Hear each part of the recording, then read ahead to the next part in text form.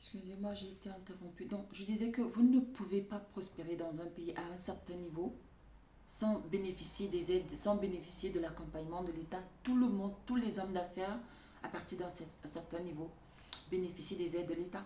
Je vous dis, d'une manière, il y a même des personnes, ici en France par exemple, vous pouvez aller voir dans votre commune où vous habitez, il y a par exemple ici en France, on parle des quartiers sensibles, c'est-à-dire si vous allez créer une entreprise, euh, le siège de votre entreprise est dans un quartier sensible où vous allez, parce qu'il y a des quartiers où les gens ne veulent plus partir parce qu'il y a la délinquance, et le fait d'aller créer votre entreprise là-bas, on se dit que ok, vous êtes en train d'aller participer au développement, ou alors pour aller attirer les gens dans ce quartier-là, et vous pouvez bénéficier des aides, des subventions. Il y a même Pôle emploi. J'avais embauché une dame qui ne savait ni lire ni écrire, et en plus elle habitait en quartier sensible. Et j'ai été contactée par Pôle emploi qui me disait que oui, parce que la dame, elle était inscrite à Pôle emploi, et c'est comme ça que j'ai reçu son CV. Et là, on m'a dit oui, vous avez embauché telle personne pour un CDI. J'ai dit oui. Et on m'a dit là, bientôt sa période d'essai, parce qu'elle avait une période d'essai de 2 mois. Et on me disait que sa période d'essai entre de tirer vers sa fin. Là, dans 2 semaines, elle va prendre terme, et donc son CDI va être effectif. Et on m'expliquait que ces dames-là, du fait qu'elle habite en quartier sensible, j'allais bénéficier d'une aide, mais il fallait qu'elle signe certains documents. Et je vais vous donner le montant. C'était une aide de 5 000 € qui allait être payée en 2 temps, parce que comme les personnes elles ne savent lire ni écrire, bah forcément, sur le marché de l'emploi, pour qu'une personne pareille puisse être embauchée, c'est très difficile. Et donc, on accompagne les employeurs qui acceptent d'embaucher ce genre de personnes, des personnes qui ont ce profil-là, ou même encore, comme je le disais, dans les quartiers difficiles, vous avez des accompagnements, ou vous avez même des coins où le maire parfois met à disposition des locaux pour que les gens viennent occuper de locaux. On va vous dire que pendant 6 mois, vous ne payez pas le loyer. On va même vous dire que pendant un an, vous allez payer peut-être les un ou les deux quarts les deux quarts du loyer. Donc, il y a des subventions comme ça parfois. Des personnes sont ignorantes, mais si vous allez chercher, vous allez découvrir qu'il y a beaucoup d'aides, il y a beaucoup de subventions, et c'est le cas même au Cameroun. Il y a des aides comme ça au Cameroun, des subventions. Il y a beaucoup des aides pour les jeunes, qui les jeunes parfois ne connaissent même pas. Par exemple, il y a des accompagnements pour l'agriculture, l'élevage. Bon, il y a aussi des histoires de pistons. Parfois, tu vas même arriver là-bas, on va te dire que comme tu n'es pas le fils de tel, comme tu n'es pas la sœur de tel, ton dossier ne peut pas aboutir, ou on va te demander de payer de l'argent. Bref, c'est pour dire qu'au Cameroun, tous les hommes d'affaires, je dis bien tous sans exception, bénéficient des aides de l'État. Et c'est comme ça dans tous les pays. En Chine, par exemple, les hommes d'affaires là-bas sont soutenus par l'État, sont accompagnés par l'État parfois, ou l'État même s'implique. Bon, en Chine, c'est un peu un cas particulier, parce que parfois même là-bas, l'État s'implique de telle sorte que si tu refuses, même on peut te déposséder on peut te déposséder de ton entreprise, de ta société. Mais quoi qu'il en soit, même là-bas, la Chine qui est quand même un État très, très fermé, limite même un État qui frôle la dictature, où les gens sont contrôlés, mais l'État s'implique pour aider les chefs d'entreprise, à plus forte raison au Cameroun. Alors, le problème, c'est que quand il y a eu cette histoire avec Cameroun Boulinga, on disait que oui, je tombais sur des directs où on avait l'impression qu'il était le seul à avoir bénéficié, et que voilà, que c'était le seul et que les autres n'en bénéficiaient pas. Et puis il y avait aussi des directs où on disait que oui, les autres en bénéficient aussi, sauf qu'ils ne viennent pas nous narguer, alors que oui, les autres ont toujours bénéficié, mais ils ont gardé ça pour eux. Et puis il y a même eu une liste qu'on avait publiée sur Facebook, où c'était la liste des personnes qui avaient bénéficié, je crois, de ces subventions-là. Et puis il y avait son nom qui figurait plusieurs fois. Bref, c'était allé dans tous les sens. Et comme je dis, il y a beaucoup de fake news sur les réseaux sociaux. Est-ce que c'est une raison qu'il ait bénéficié ou non, sachant qu'il n'est pas le seul? Est-ce que c'était une raison pour que les gens commencent à faire des directs pour dire que oui, c'est avec notre argent, c'est avec notre argent? Qui ne bénéficie pas de l'argent? Comme je parle bien des hommes d'affaires, qui ne bénéficient pas des aides de l'État? Il y a même parfois qui bénéficient des prêts à taux zéro. Ça existe au Cameroun, c'est juste qu'on n'en parle pas. Il y a des gens qui bénéficient des prêts au Cameroun à taux zéro. C'est-à-dire, il est un grand homme d'affaires, il va voir l'État, il dit, ah, j'ai envie de lancer tel projet, il me faut, je sais pas, 10 milliards. L'État lui dit, ok, je vais te prêter les 10 milliards à taux zéro, tu me rembourses pendant, je sais pas, pendant 20 ans, sur 10 ans, j'en sais trop rien, on étale les échéanciers. Ça existe. Ou encore, comme je l'ai dit précédemment, ça va être les allègements fiscaux, ça va être les allègements au niveau des droits de douane, des trucs comme ça. On va te dire que ok, tu vas payer moins d'impôts. Ça existe.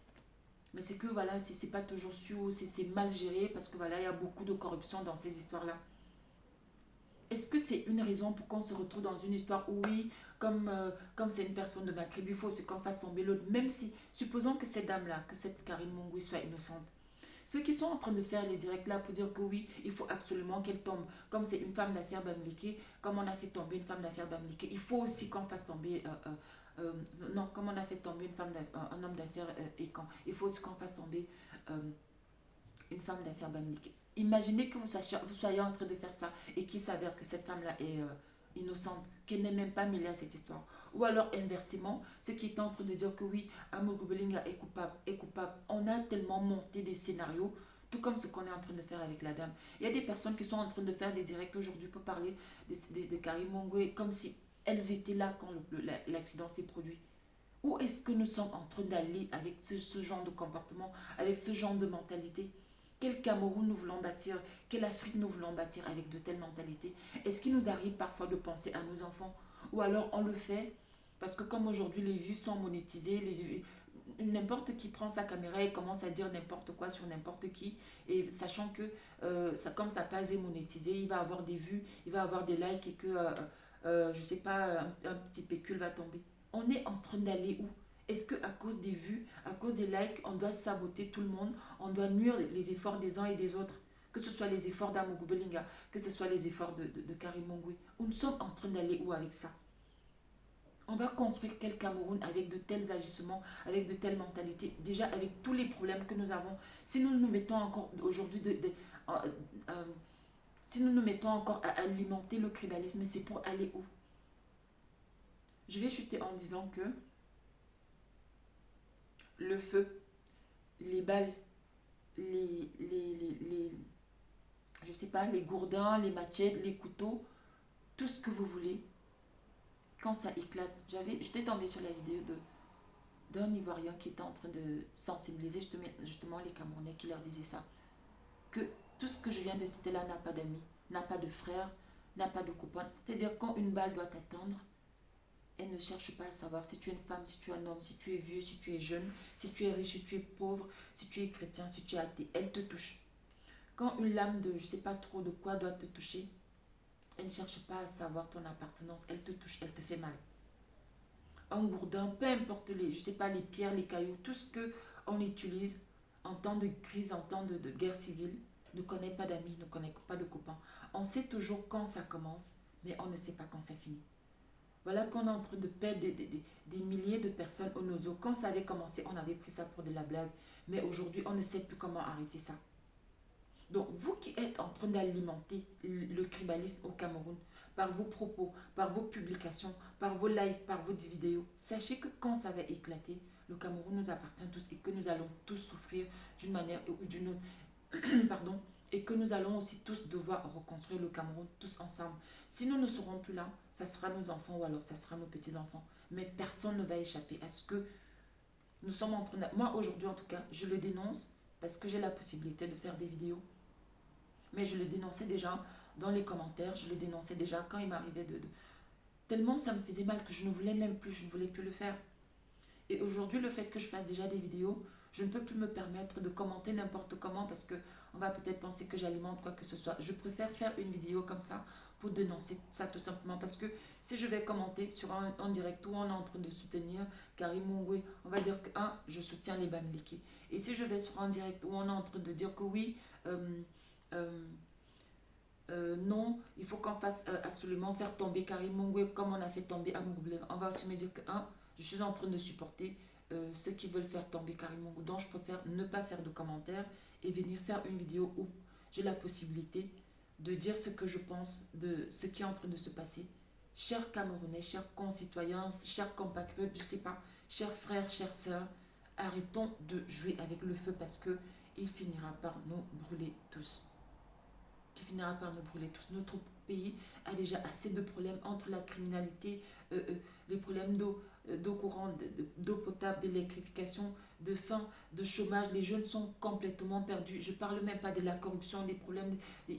C'est-à-dire que le Cameroun Ça va dans tous les sens, sans parler des infidélités où les hommes sont devenus, les hommes et les femmes sont devenus des champions olympiques d'infidélité. Je ne parle pas des enfants. C'est-à-dire que ça va dans tous les sens au Cameroun. Si en plus de ça, nous voulons encore commencer à alimenter le tribalisme, je ne sais pas où nous allons. Ou alors je ne sais pas où nous comptons aller avec ça. Voilà, c'est ce que je voulais dire à propos du tribalisme. Que le Seigneur vous bénisse. Que le Seigneur me bénisse et à très prochainement pour une nouvelle vidéo. Tchuss.